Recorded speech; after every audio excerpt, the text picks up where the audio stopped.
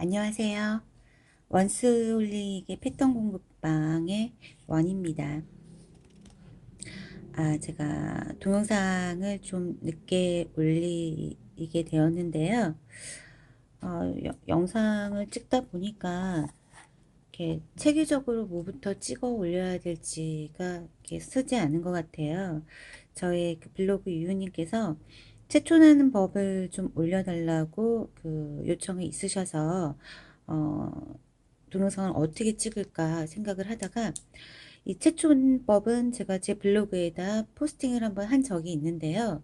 사진을 찍고 그리고 이제 부가 설명을 제가 포스팅을 했었는데 글로 표현을 하려고 하니까 좀 모자라는 부분이 없지 않아 있는 것 같아서 오늘은 어, 채촌법을 좀 설명을 드리려고 동영상을 찍게 됐어요. 이 책은 그 노라노 패션 학원 거기 원장님께서 쓰셨던 책 같고요.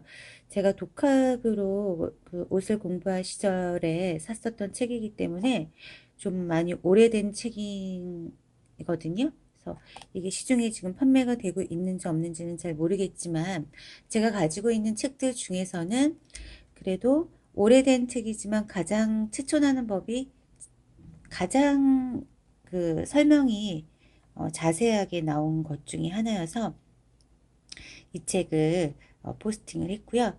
잠깐 설명을 드릴게요. 인체의 그 계측하는 거는 별로 그렇게 중요할 것 같지 않지만 패턴을 만드는 것 중에서 가장 기본이 되는 뼈대이기도 하면서 채촌이 잘 그 재어지지 않을 경우에는 옷을 만들었을 때 내 옷 같은 느낌이 안 나죠.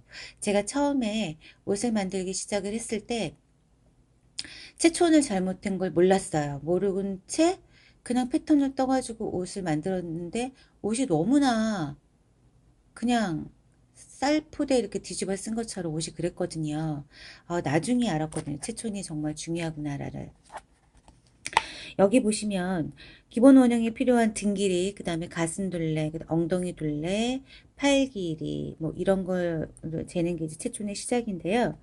처음에 어깨 넓이를 재는 게 나옵니다. 어깨는 뒤에서 어깨 넓이를 재는데요. 여기 어깨를 보면 왼쪽에 어깨 끝나는 점을 이렇게 만나보면 동그랗게 뼈가 만져져요. 여기가 어깨 끝점이 되는 거거든요. 여기에 줄자를 갖다 대시고 사람의 몸은 일자로 이루어진 데가 단 한 군데도 없어요. 일자를 여기다 줄자를 여기다 포인트로 갖다 대시고 가운데 목점, 목도 이렇게 고개를 이렇게 숙여 보면은 뼈가 만져지는 점이 있죠. 이게 목점이에요. 목뼈. 여기서 약간 사선으로 지나치면서 오른쪽에 어깨점까지 이렇게 한번 재시고 여기까지 어깨점. 이게 어깨 너비가 되는 것입니다. 소매도 일자가 딱 아니기 때문에 어깨 뼈 있는 데서 팔꿈치를 지나서 손목점까지 이어지죠. 이거를 줄자를 대고 그냥 일자로 쭉 재는 게 아니라 지점을 거쳐가면서 재시는 거예요. 그게 가장 정확하게 치초를 하는 법이고요. 그리고 등너비, 디품이라고 하잖아요. 등너비도 어깨점에서 내려온 가장 넓은 겨드랑이가 시작되는 데 있잖아요. 거기서 가로로 이렇게 재어주시는 거예요. 등너비. 그리고 등 길이는 아까 말씀드렸던 목점에서 허리가 시작되는 끝까지 등 길이라고 재는 겁니다. 등 길이. 그리고 여기 보시면 어, 앞판을 그릴 때 유폭이라는 게 있고 앞 너비가 있죠. 유폭과 유정은 앞판을 기를 때 가장 중요하고요. 가슴 너비, 앞품은 뒷품과 마찬가지로 가슴, 그러니까 위에 가슴이 이렇게 나와 있는 볼륨감이 있는 쪽 말고요. 위에 품을 재어 주시는 거예요.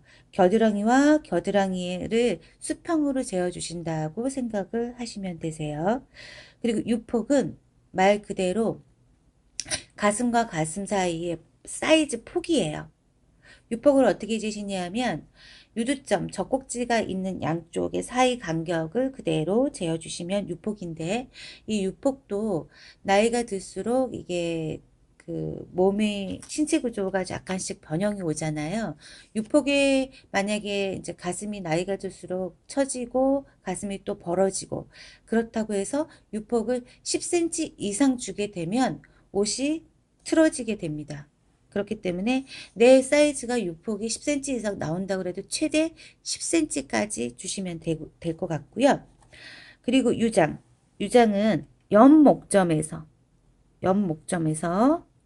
여기 가슴 젖꼭지까지의 길이를 유장이라고 해요. 유장의 길이는 이것도 역시 가슴이 점점 나이가 들면서 가슴이 아래로 처지잖아요. 유장의 길이도 27cm 이상이 되시면 27cm 이상이 되셨다도 최대 27cm를 넘지 않는 걸로 이렇게 해 주셔야지 옷을 했을 때 옷이 본인의 옷대로 정확하게 나옵니다. 그리고 상동이라고 하고 요즘에는 뭐 바스트 사이즈로 그냥 해도 옷이 무리가 없기는 하지만 옷을 입었을 때 가장 옷 핏이 잘 나오고 그리고 편안하게 옷을 할 수 있는 건 앞판에는 상동과 유상동이 있어요.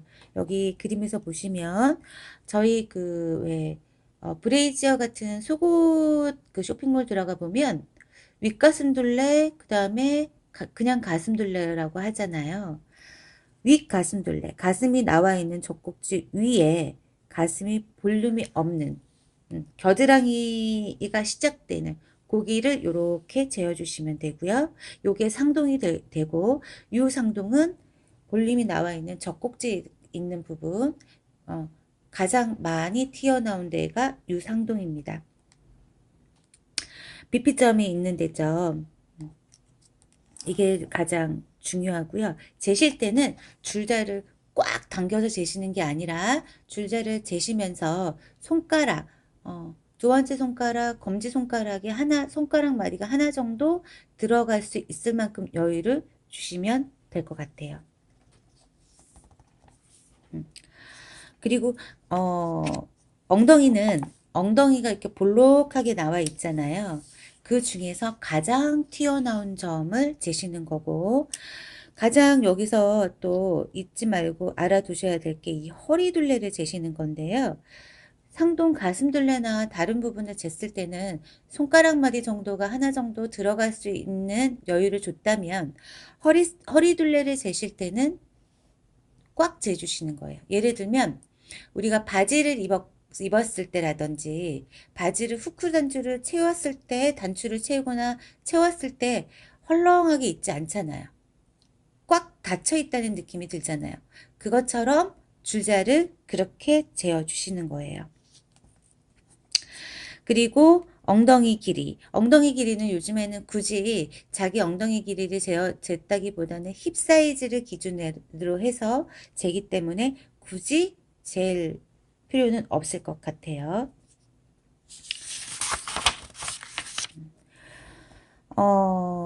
제가 옷을 만들면서 신체들이 이제 다 다르기 때문에요. 한 가지 또 팁을 드린다면 소매를 그리실 때 유난히 팔뚝이 굵으신 분이 있으시잖아요. 그쵸? 그런 분하고 팔뚝이 또 굵은데 손목 둘레하고 비례가 안 맞는 분들이 또 있으세요.